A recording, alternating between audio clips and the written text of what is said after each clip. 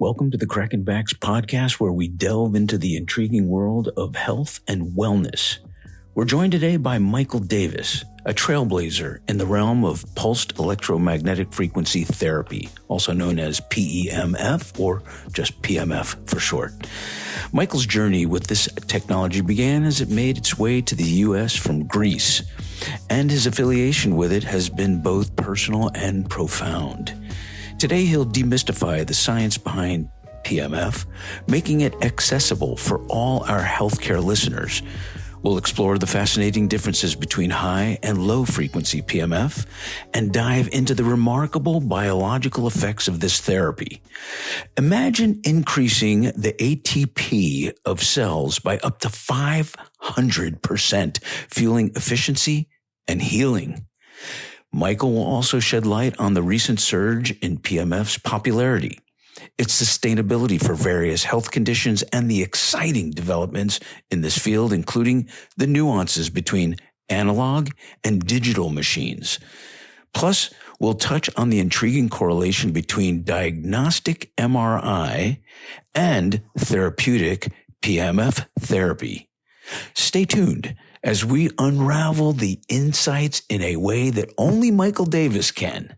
Get ready for an enlightening session here on the Cracking Backs podcast. All right. Michael Davis, it's so nice to have you on our show. I can't wait. We have so many questions because I'm going to call you the father of PMF. And, there's so much information out there, and people are talking about PEMF machines, and they're all over from low frequency to high frequency, but you're the man that brought it from Greece to the United States. So I want to hear about this. To start it off, can you give us a little background about this personal journey, your experiences with PMF, and how this technology got to the US? In the early 1920s, you could buy a very low power PEMF device in a Sears and Roebuck catalog. This technology has been around for over 100 years. Then in the late 1920s, they formed the United States Food and Drug Administration, and instantly machines that healed disappeared from the US marketplace to be replaced by chemicals that were maintaining but not healing. The issue was the manufacturers of machines didn't have the money to do all the clinical trials necessary to get FDA approval, where the chemical manufacturers had lots of money. So we became the chemical medicine nation. In the rest of the world, this is a very mainstream, well-accepted therapy. My first experience of PEMF is about 50 years ago, when my mother, from a small ad in a nutrition magazine, bought a soda pulsar from this company in Canada, who's still in business, and I still have their little pulsar. Bob Beck wrote that magnetic pulsing was one of the things to heal you. The first high power pulse magnetic therapy machine was PAPEMI, made in Athens, Greece. And my friend Chuck was the distributor of PAPEMI in the US for about 8 years. But it was 285 pounds, the size of a 2-drawer file cabinet, and needed to be crated up to be shipped back to Los Angeles for repairs if it needed repairs, and cost $59,000. So for the last couple of years of Chuck's distributorship, he's begging me to please design and manufacture a more reliable, more reasonable size, more reasonable price pulse magnetic therapy machine, and he would be my distributor. But my academic background is physics, not electronics. So I actually had to read college electronic books to figure out how I wanted to go about this, because I didn't want to copy the Greek machine, which wasn't totally reliable. When parts were still arriving to make my first prototype, Chuck died of a heart attack. So I figured, so much for this business, right? But I would like a machine like that, but not a $59,000, 285-pound machine. And parts were arriving, and I was intellectually curious if my ideas worked. And my phone started ringing with all Chuck's salespeople and distributors still wanting to sell this kind of machine. So I assembled my first machine, and it killed itself in about the first 30 seconds. And after about half a year of experimenting, had a reliable product and started manufacturing the product and already had distribution because all the of trucks people still wanting to sell that kind of machine. My first two distributors took my unpaid samples of my machines and had somebody copy them and went into business competing against me. Now there's maybe 6 or 7 US manufacturers making machines which are basically copies of my earlier machines. Nobody's copied my contemporary machines because they're too complicated to copy. There's two distinct different categories of pulse magnetic therapy. Actually, there's three. There's low power pulse magnetic therapy like Beamer and IMRS and Curaton and QRS, and there's high power like my product and my 6 copiers in the US, and Papimi, and 3 German companies and 1 Russian company, and one Korean company making high power machines. Last year at the world's largest medical equipment trade show in Dusseldorf, Germany, Medica, there were 47 manufacturers showing pulse magnetic therapy machines. 44 of them were of such low power you can't feel them, and only 3 of them were of a similar power level to the high power one like mine and Papini.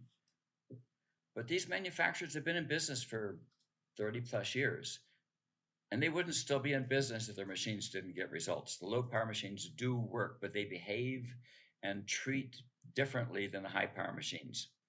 The low power machines are actually probably better at cellular regeneration. For the high power machines are definitely better at short-term pain alleviation, inflammation reduction, and range of motion improvement. So what I did, which nobody else has done, and I don't know why, is once you already have the case, the power supply, the AC cords, the switches and controls, it doesn't cost much more to put a separate additional electronic circuit inside the machine.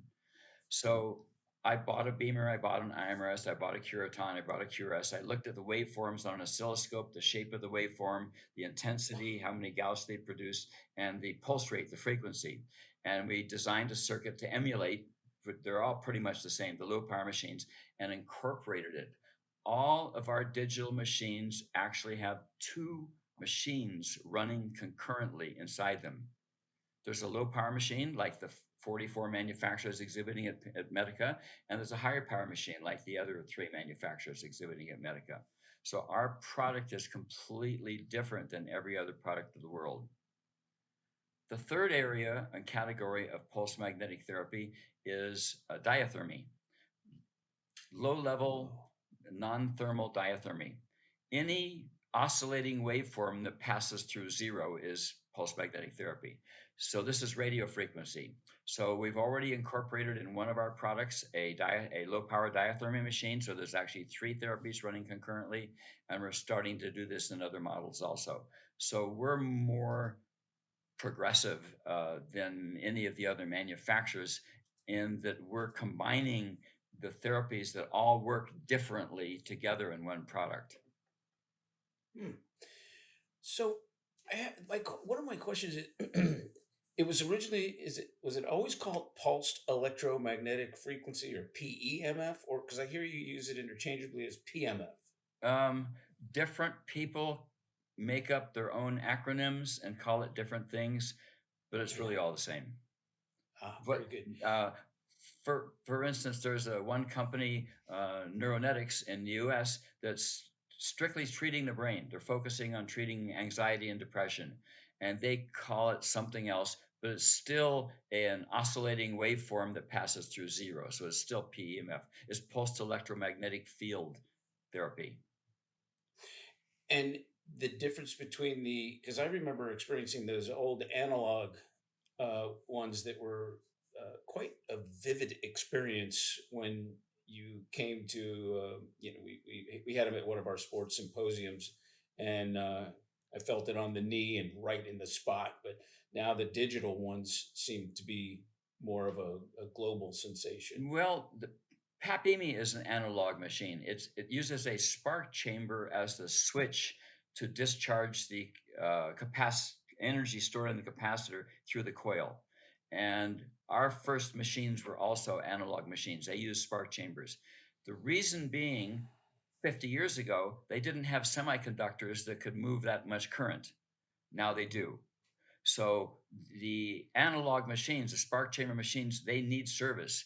Every 400 to 1,000 hours, they need a new spark chamber because the spark chamber wears out just like spark plugs in a car wear out. So they demand service. For the solid state machines, the digital machines don't. They function medically exactly the same. It's just that one is old school and one is current technology. Makes sense. Now, the term pulsed electromagnetic and then the sound reminds me of an MRI. Is there any relationship, just like ultrasound, there's diagnostic Total ultrasound? relationship. What's MRI that? is PEMF.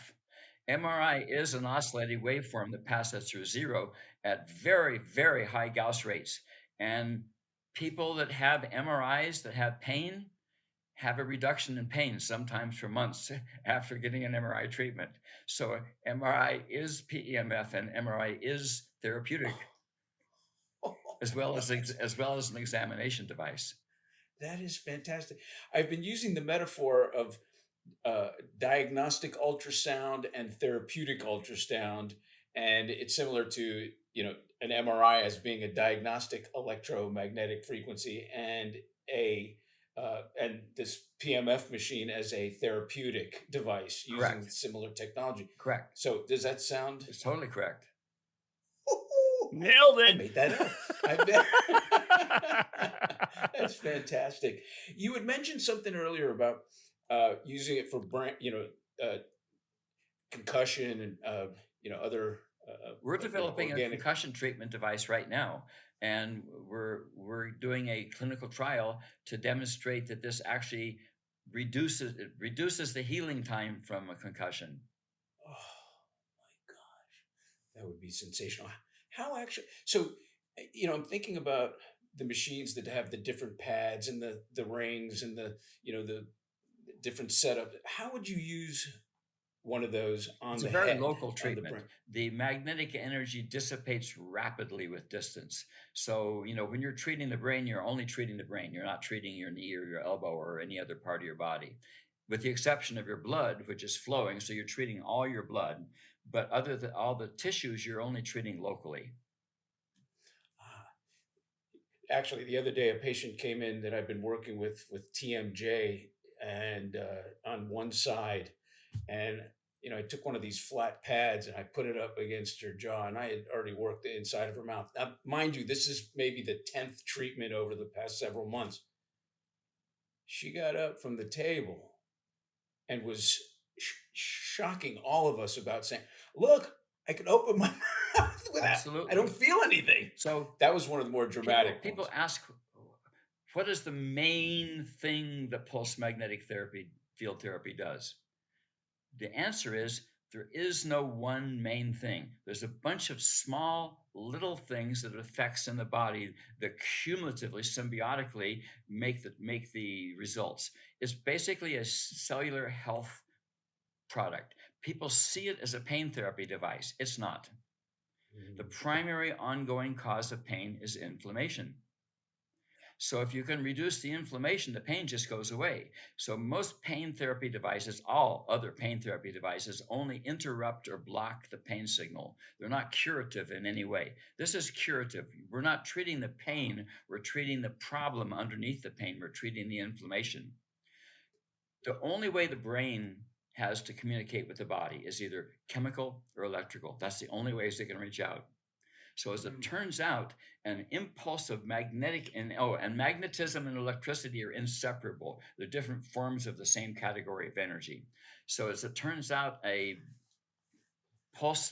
magnetic impulse broadcast through the body is perceived by the cells as if it were a signal from the brain to open cell membrane permeability. The openings between the inside and outside of the cells are called ion channels, and the cells are in control of the permeability of the cell membrane. So what happens is when you're treating someone with pulse magnetic therapy, the cells are opening the ion channels and the cells are breathing better, and inflammation dissipates and the pain just goes away. But also, and here's some of the other small things that PEMF does, when the cells are breathing better, oxygen and nutrients in easier, waste product carbon dioxide and toxins out easier. All the body's normal fluids migrate more readily in and out of the cell, and all these activities, cellular activities, happen more readily. So basically, pulse magnetic therapy does not heal you, you heal you. Pulse magnetic therapy only allows the cells to breathe better, so all the body's normal processes can happen better, and you can give more oxygen or nutrients to the cells and waste products and carbon dioxide and toxins away from the cells. The machine itself is not healing you, you're healing you. The machine is only assisting, it's a catalyst to all the body's normal chemical reactions. You and I think of catalyst as you pour two things together and you stir it up. No, catalyst means improves or speeds up the reaction of. So if fluids are migrating more freely, the body's normal activities happen more readily. Oh, that is very congruent with the philosophies of what chiropractic does. We just help the body heal instead of just trying to heal the body itself. The PEMF machine does not heal you, you heal you. Why do you think there's been such a surge in interest over the past couple of years in PEMF? And it's been out for what? Because it works. Yeah. Also, like when I go to trade shows, medical trade shows in the last 2 years, there's a ton of red light therapy devices. Why all of a sudden are red light therapy devices showing up? Because they work. Yeah. Oh, fantastic. Hey, Mike, can you get back in and explain the difference between the low frequency and high frequency of PEMF and what it does on a cellular level? Okay, so the majority of manufacturers manufacture machines where you cannot feel them, Right.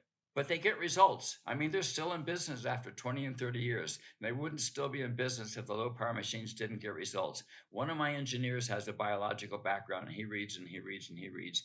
And his reading is that the low energy, more attuned to the natural magnetic fields that are in the earth, and like the Beamer and the IMRS and Curatron power levels, actually influence cellular health more. But the higher power machines, okay, now we get to another aspect of how pulse magnetic therapy works. In the high power machines, you can actually feel it. The cells actually spasm. It flexes the cell membrane.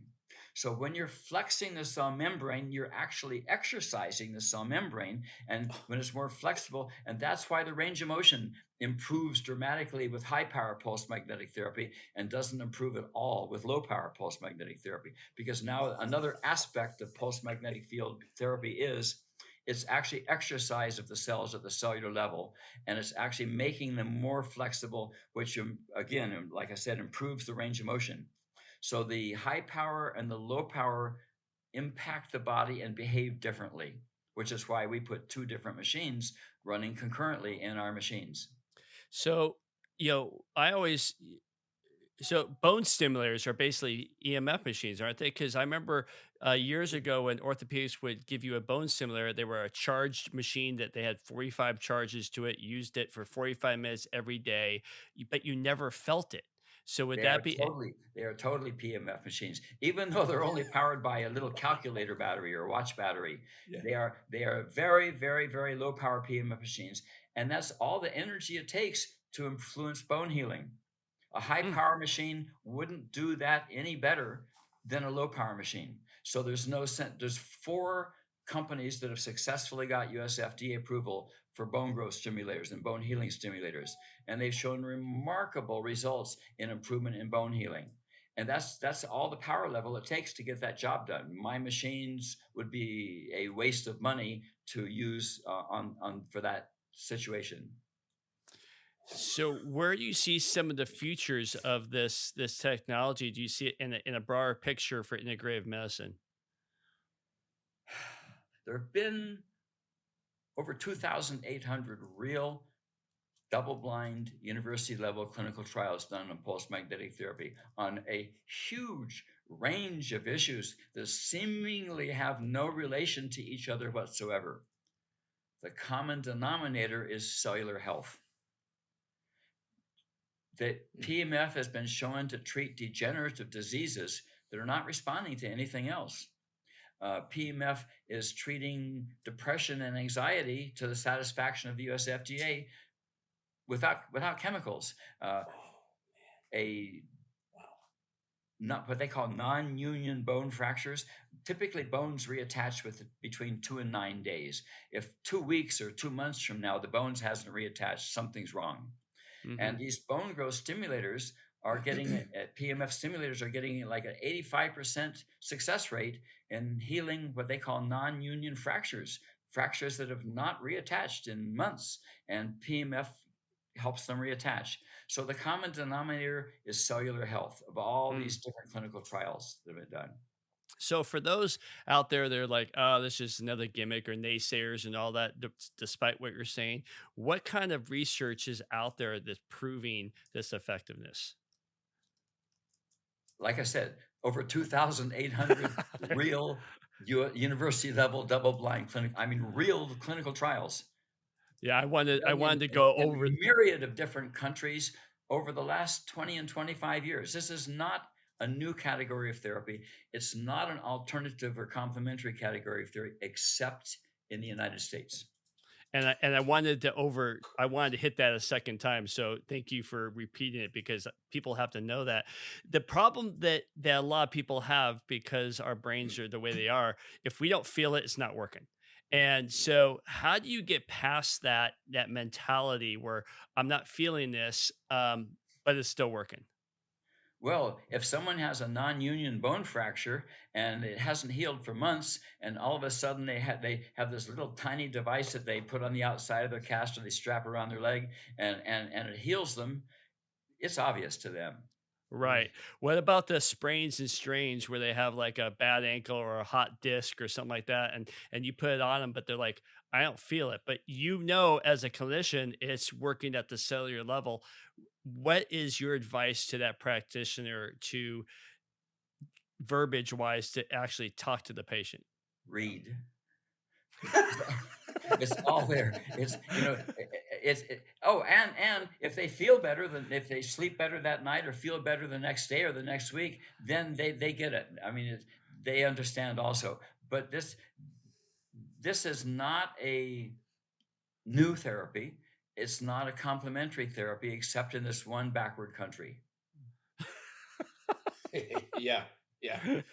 Oh, that's for sure. So the newest device, you wrapped your brain around the concept of putting the low energy and the high intent, or the low intensity and the high intensity together, which I think is really fantastic. Are you looking at any other that you could share? Well, we're adding non-thermal diathermy to our products. It's in one product, and we're going to add it to other products. So there will be 3 different therapies running concurrently.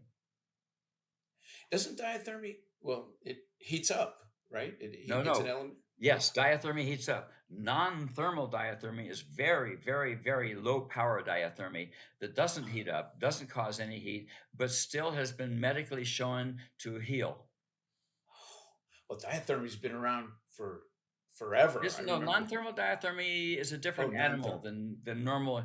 And normal diathermy, heat is the therapeutic agent, and the heat lowers the viscosity of the blood and makes the circulation of the lymph and blood be better. Non-thermal diathermy is very, very low power, and it's been shown to help heal, in particular, surgical recovery. Wow. So you imagine that technology, like a 3-in-1 unit that could provide those different levels of energy? We already have one model that has all 3 therapies. Great. That's great. Okay. That's unbelievable. Okay. So, well, we already know about the correlation that I shared about the MRI and the PEMF machine. but diagnostically, I was always told that, and I remember the days when MRI used to be called nuclear magnetic resonance, but I think they commercially changed the name because nobody wanted nuclear radiation. They thought that was going to be an issue, so they call it now MRI. But I mean, I'm dating myself, but that's how long ago. And then, but MRI, what does it do to the cells to provide an image for diagnostic versus how a PMF machine? The cells perceive the MRI energy as if it were a signal from the brain to open cell membrane permeability, and they do so. Oh my, okay, interesting. All right, let's see. So, all right, is there any other technologies out there that, well, PMF? Yeah, I mean that use the magnetic or the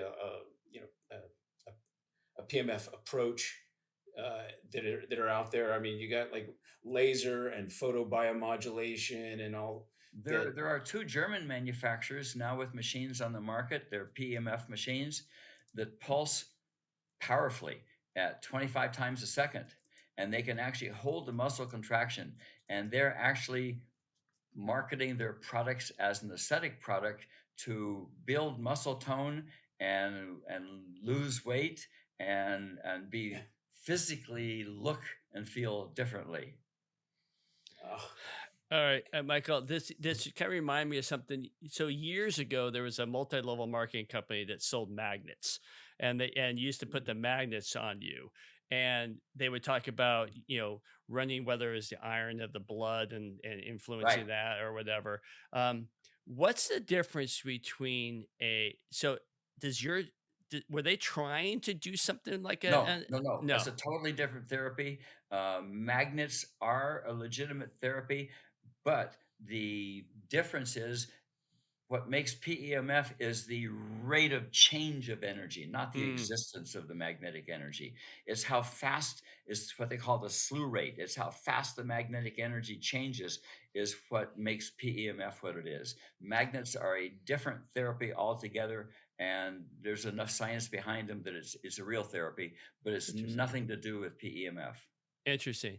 The other question I have is, especially kids nowadays, we hear about EMF, electromagnetic fields and stuff like that. And people will sit back and go, oh, we have these EMF contributors, or people put things on their phone to block EMF and all that stuff. What's the difference between why do we pulse it? And can you talk about that? If you put something on your phone that blocked EMF, your phone wouldn't be able to communicate with a cell tower. Full, absolute ripoff. Love that. So what is that? Why do we have to pulse it? Wait, but EMF is an issue. EMF is an issue. And if you ask, is my device dirty? From their viewpoint, yes, my device is dirty. However, the pulse is only for about 2 millionths of a second. And then there's 250,000 millionths of a second of empty blank space before the next pulse of 2 millionths of a second. So is it dirty? Yes, but it's only on like 0.0001% of the time, and the rest of the time is just sitting there doing nothing.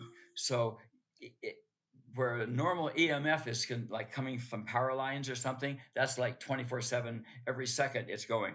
So while from their viewpoint, my device is dirty, hardly ever. Just an infinitesimal percentage of the time that it's on. The rest of the time it's just sitting there while the power supply is charging up again. All right. So what is PEMF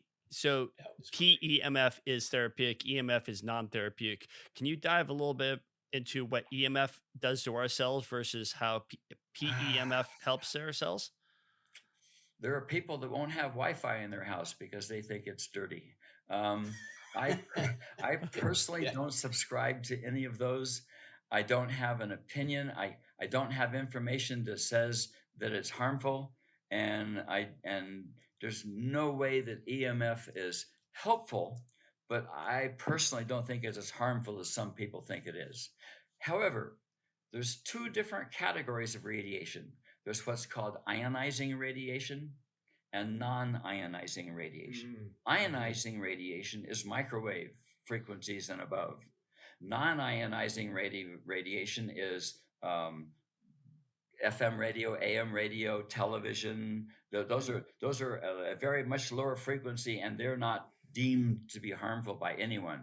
Ionizing radiation is. When the first car phones were out, they were UHF and VHF. They were like normal radio frequencies, and they were a box in the trunk of your car and the antenna on the other side of your roof with the ground plane, the roof in between, and you had a normal telephone handset to talk on. Those were the first ones. Then they came out with UHF, then they had VHF, and then they came out with cellular. By that time, all the lower frequencies were used up, and the only frequencies that were available were microwave and above. The cell phones that you and I use today are microwave. The cell phones that you and I use today are ionizing radiation. That's just crazy. Like X-rays. Not as bad as an X-ray, but that direction. Ooh, boy. That is so beautiful. So when you feel an analog pulse hit and you feel the digital pulse hit, the high frequencies, why do they feel different? They really don't. It really bases on the power level of the machines. Most of the analog machines are higher power, so you're just feeling a more powerful impulse where you don't really need. We're brought up that bigger is better, stronger is better, faster is better. It's not necessarily true. It's this threshold issue. Once you have enough energy that the cells perceive it as a signal from the brain to open ion channels, anything more is just sort of like a waste. It's not hurting anything, but it's not giving any more medical benefit. So on that note, sometimes you'll hear on an analog machine, the machine will have a steady tick, and all of a sudden it'll change. It'll start going tick, tick, tick, tick, tick, tick, tick, tick, tick, and all of a sudden it's like it changes. Okay, and it's here's the reason for that. The power supply builds up to a voltage where the spark can jump the spark gap inside the switch, the spark chamber. And it's not regular. There's no computer. There's no timer. Whenever it gets to the point where it can jump the spark gap, it does. The timing is not regular in an analog machine, a spark chamber machine, where a digital machine actually has a computer inside telling it now's the time to trigger. So a digital machine is metronome regular, where a analog spark chamber machine is erratic in its timing. It doesn't make any difference functionally in the treatment because the cells are still getting the signal that it's time to open cell membrane permeability. Interesting. It's funny because you put a drummer on an analog machine, it drives them crazy because it doesn't keep a beat. Right. It's true. We make the digital machines because in theory they should. I have machines I've made 15 years ago that they'll break a cable or something and send it in for repair, and they're still running fine. The analog machines need service. The spark chamber wears out. It erodes away. So the digital machines are more reliable. Also, since there's no timer in an analog machine, I can't put the second low power machine inside. Where with a digital machine, where you're controlling the pulse, the high power pulse, the computer basically is a traffic cop and synchronizes the low power pulses in and among the high power pulses. You can do that in a digital machine where you have a computer running everything. You can't do that in an analog machine. So we still make spark chamber machines, but none of our analog machines have a low power portion of the machine also. Got it. So let me ask you about the digital, like the therapeutic approach or the therapeutic effects. People feel it when the power is even low, and is it more effective when the power is up as high? Because you got patients, they go, "All right, give it to me," at full it's max. It's a threshold issue. Our $8,000 machines get the same medical results as our $25,000 machines. The difference is our $25,000 machines have fans and heat sinks in them, so you can use them continuously. So if you're in a high volume medical practice where there's one person after another using the machine all day long, the higher power machines can do that, or the more expensive machines can do that because they actually have fans and heat sinks. For the machines designed for lower volume use, don't. But the medical results are the same. Okay, now I'm actually referring to the one machine and a patient that wants to crank up the intensity because he feels that that the more People jolt think he that gets, the more better. powerful is better, longer is better. In this case, it's not true. Dr. Pappas, the manufacturer of PAPEME, 20 years ago, he and I had discussion after how long a treatment is necessary. And we both came up to the same answer. For the first 10 years I was in business, my machines all had a 3-minute timer on them. Anything more is just a waste of time. It doesn't hurt anything. It's not a dosage issue. You can't overdo it, but it's not going to get any more medical results because the cells have already gotten the signal that it's time to open cell membrane permeability. So Now, patient, it's a bit different though with pain and range of motion, because the higher power machines, if you treat for a longer time, you're flexing the cell membrane more times and you're improving the range of motion. Like if someone has tennis elbow, a longer treatment will get better results if you're measuring the results and how far they can move their tennis elbow. when you say longer, Yeah. 10 minutes or anything. another. Definitely anything more than 10 minutes is a waste of time. Some manufacturers have 30-minute timers, adjustable timers in the machine. There's no medical or functional benefit to that. Okay. So a patient that can't, that just wants something that's very, at a low intensity, and they feel the little tick, tick, tick, tick, tick versus the poof, poof, still works. Still, You can humor them or not, but they're going to get the same results either way. I love it. That's great. Okay. People think that more is better, longer is better, more powerful is better. That's America for you. Yeah. So I still am curious about when I experienced the digital machine at one of our professional football chiropractic society programs. I mean, this thing would look like a trunk. You mean analog? I'm sorry, I meant the analog. Yeah. You're right. The analog, and they put that big ring around my knee, and it was interesting because I felt it right, like it found the precise spot that it hurt. Whereas the newest and coolest machines, with the so here's the common answer to that. Okay, that's probably scar tissue. The cells are supposed to be fluid relative to each other, but where there's scar tissue, they're improperly bound. So when you treat an area that has scar tissue, you can clearly feel that scar because those cells aren't flexing separate from each other. They're flexing attached.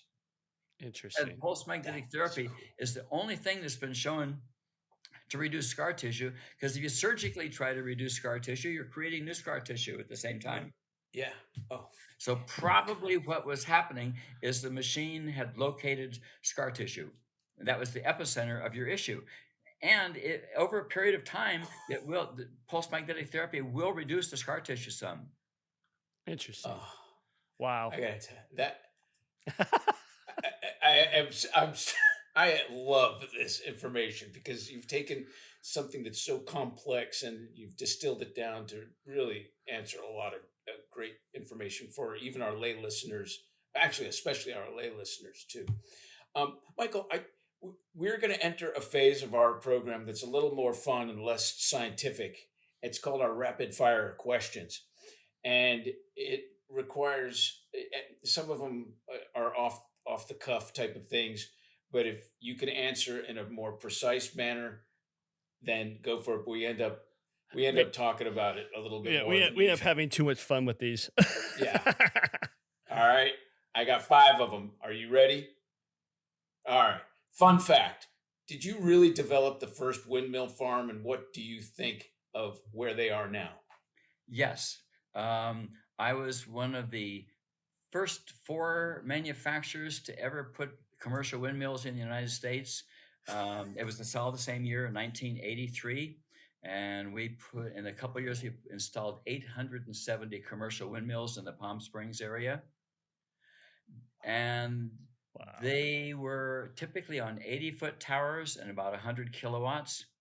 And now we have second and a third generation of windmills in the same area on 150 and 200-foot towers and 10 times more powerful than the ones that I put in. You must be quite proud of yourself. That's impressive. I read that and I thought, man, for you, your life has been all about energy, and energy that we can use and energy to help heal the body. It's pretty fascinating. Question number 2. If you had a crystal ball, what do you see in your future of cellular medicine? I think that my company is going to become the standard of care for concussion. We're really strongly pursuing the development of our concussion treatment device. Oh my gosh. Do you realize how many concussion patients between Dr. Worldwide. Terry and I have alone? I mean, I can't imagine Worldwide. all over. That'd be awesome. That is huge. Is there this is not one of my rapid fire questions, but is there a way to measure the improvement in brain tissue? Is it There is. And a lot of it is blood analysis. Wait a minute. Yeah. There used to be I remember there was a lab work that can be done to determine concussion. Is that what you're referring to? And I don't remember what they were looking for because it lost some popularity. But that makes it objective. Okay. I'm gonna go off a tangent on this one, which is shocking. But I've also heard that PMF can help with conditions like bipolar and schizophrenia. Is that true? Different manufacturers are focusing on different areas of treatment. We're focusing more on musculoskeletal kind of stuff. But like I said, Neurostar is focusing strictly on depression and anxiety, and they treat the left frontal lobe of the brain, and they have demonstrated to the satisfaction of the US FDA that they get results, and they have insurance paying for it. Wow. Okay. All right, continue, Spence. I just had to go off that. No, I love it. Question number 3, greatest miracle cure you have witnessed with PMF?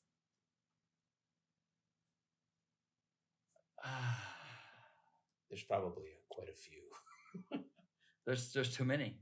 I would say one of the most dramatic ones is sciatica. It's amazing how many people have sciatic nerve issues, and it's amazing how rapidly and thoroughly pulse magnetic therapy makes a difference. Have you ever had to use it on yourself? Oh yeah. No. Different thing. In 35 years ago, I had sciatica issues, and the PAP-80 machine cured it. Wow. How about prostate? There's 2 or 3 manufacturers at Medica were specifically focusing on prostate therapy. I don't see much of a difference. I think it's complementary, but I don't think it's dramatic. Interesting. Thank you for your candor on that. Okay, question number 4. Greatest business tip you could give someone to start the year with? Because obviously... To start what? The year, 2024. Buy half a dozen of my machines and open a pain therapy clinic. Thank you for that. Thank you for your candor. Hey, that's honesty, man. We have people right now that are opening strictly pain clinics in urban areas, in high-rise areas, where people can just ride an elevator and get a treatment and go back to work during their morning break. And I think that that's a coming category of business, just pain therapy clinics using pulse magnetic therapy. Got me thinking. That was good. Interesting. And my final question, number 5. What has been one of the most influential books that you have read? That's a hard one because I'm not a reader of books. I would have to say in this field of therapy that Dr. Pollack's book it would be the most influential. Very good. Very good. All right. Well, that's it for my Q&A, my rapid fire questions. Is there anything that you would like to share with the audience? Anything educational or motivational before we close up our program for today? Yeah. People see this as a machine to treat problems. Do you wait until you have a cavity to brush your teeth? Oh, very good. Do you experience any difference whatsoever every time you brush your teeth? This product promotes cellular health. You do not have to be damaged or in pain to benefit from it. The benefits just aren't going to show up the same way they do if you're in pain. For instance, it's been shown in the last 20 or so years that one of the primary causes of aging is inflammation. So if we can control inflammation, we're going to age better and we're going to last longer. That doesn't show up today, just like brushing your teeth doesn't show up as any difference. So people that are totally healthy should be using pulse magnetic therapy the same way that people who don't have cavities brush their teeth. So for full body, just for health, just for general background health and longevity. Is that where you would use the big pad that you lay down on? Is that? That's a whole other topic. The machine produces a finite amount of energy. If you distribute that over a body length pad, you got almost no energy at any one particular spot. I believe that this is a local treatment, and I believe that you should use the machine for 3 minutes on different locally with the coils and loops and pads, small pads, on different parts of the body for a short amount of time. You'll get dramatically better results than laying on a body length mat for half an hour. In the same half an hour, you could do 10 3-minute treatments on different joints and spinal and areas of your body. I'm not a fan of the full body pads. Oh, fantastic. Okay, because I was wondering about therapeutic approaches to it. So, it's a local treatment. What's that? It's a very local treatment. I would, like I said, I would treat 3 minutes each on 10 parts of the body locally rather than 30 minutes on a pad where you're not hardly getting any energy anywhere at any one given time. Okay, so us aging population, if I wanted to, do some sort of cellular help with my with brain, would I take a pad and put it around the head or? Yeah, we make a double loop for joints. Yeah, the double loop, just sit it on top of your head like a halo. I'm so doing that. Okay, that is great. The small loop, sit on it for your prostate. Put it behind your low back for your low back. Drape it over your knees for you. I would go for joints and extremities, and men, I would sit on it for prostate. It will help reduce inflammation in the prostate area, but I'm not sure it'll cure any prostate issues other than reducing inflammation, which reduces size. So I got one. So for everybody right now, we're in January. People are worried about everybody's getting sick. People are getting respiratory viruses. People are getting flu and all that. Give me your best spots for people that either don't want to get sick or have bronchitis or have a respiratory illness. Give me your best spots that you would put this machine that you could either prevent them or get them over faster. None. It's not going to help. If they have a respiratory issue, they should be nebulizing colloidal silver. Love that. All right. What about just to ramp up their system to make them healthier? Probably the torso. I mean, would be more important. But again, I don't see pulse magnetic therapy. It'll make you healthier because it's going to increase your blood oxygen level. It's going to get more nutrition to your cells. It's going to reduce your inflammation. It's going to make you healthier, but it's not in ways that necessarily show up other than 10 or 20 years from now when you're still healthy and your friends aren't. That's fair. Look, okay, for instance, people that have a tennis elbow that used to be an avid tennis player, buying an $8,000 pulse magnetic therapy device is nothing to them because they can play tennis again. Or a runner that's got a bad knee, that's nothing. You can buy a brand new 50,000-mile guarantee car for $18,000 to $20,000. Just a dozen models on the market in that price range. The average new car in America cost $43,000. They didn't need to spend that much money. They just spent 20 grand discretionarily. So people who are used to being sports or hikers or tennis players to spend 7 or 10 grand for a pulse magnetic therapy device to be healthy again is nothing. Mm-hmm. Love it. That is fantastic. See, I think more individuals should be embracing this in addition to medical practitioners. Yeah, I agree. Fantastic. You have been a plethora of information. Like everything was right on and answered all the questions that I was so curious about. Thank you so much, Michael, for your time and for your genius. My pleasure. I mean, Nice creating this stuff has been. I can't wait to use it on some of my concussion patients now. You've really got me enthused about that. Thank you. Thank you very much. Thank you so much for your time and educating everybody with the PEMF machines because, like you said, they all work. And just get clean up that cellular health with all the cellular toxicity out there and gets people living longer and healthier lives. So thank you for your time and your expertise. Thank you. Thanks.